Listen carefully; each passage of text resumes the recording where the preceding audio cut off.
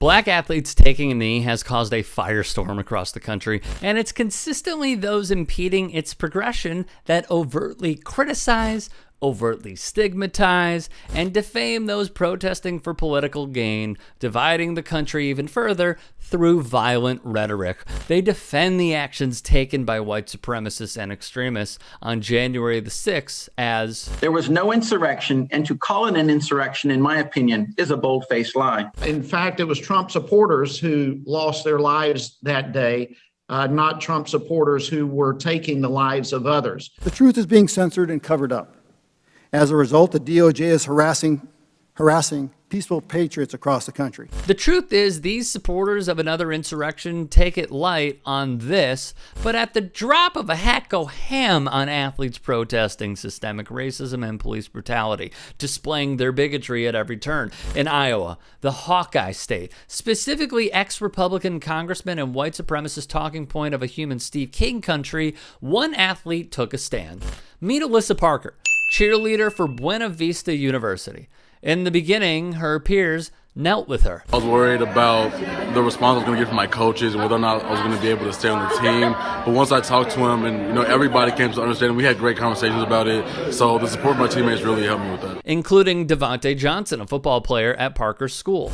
Growing up, she would say, I was the only black person in my graduating class, so that experience, I think, shaped me into the person I am today. I learned a lot about my own identity as a black woman. She would tell the nation's Dave Zirin that George Zimmerman's execution of Trayvon Martin ignited a flame in her and started her journey. I realized that in the world we live in, being a young black teen was not safe. I realized that I wanted nothing more in the world than to stop fearing police brutality towards black men, women, and kids. And I decided that I'm just going to work my whole life so that when I die, my kids won't have to fight this hard. After high school, she enrolled at Buena Vista, and with the help of an upperclassman, started the school's first black student union. At one meeting, they discussed Kaepernick and the recent shooting of 15-year-old Jordan Edwards by Balch Springs officer Roy Oliver. I thought, we have to do something.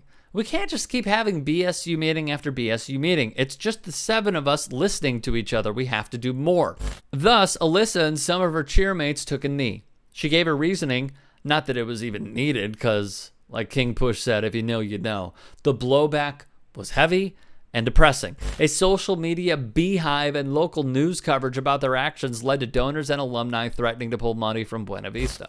At one point in the aftermath, while studying for exams, an ill-minded person posted racial slurs on the front of Alyssa's door. It occurred in the Pierce and White residence halls. The school's president, Joshua Merchant, reacted with this statement: student athletes and cheerleaders will stand for the national anthem as a unified team. However, student athletes and cheerleaders will be allowed to kneel before the anthem if they choose. Alyssa stuck by her laurels, saying peaceful protests shouldn't be confined to a time slot. Fighting social injustice, standing up for what I believe in, and using my voice for others who no longer have one, these are beliefs I hold to my core. I couldn't bring myself to give that up. After a second warning of sanctions and hearings being put forth for anyone who decides to take a knee, she felt she had no other choice but to resign from a cheer squad. She still supported her teammates from the stands coming to home games. The problem was, people were coming up to me threateningly in the stands. They needed police officers and extra security near me. They were getting calls to the point where the school officials were genuinely worried about my safety. For her courage, she won the Robert Mannheimer Student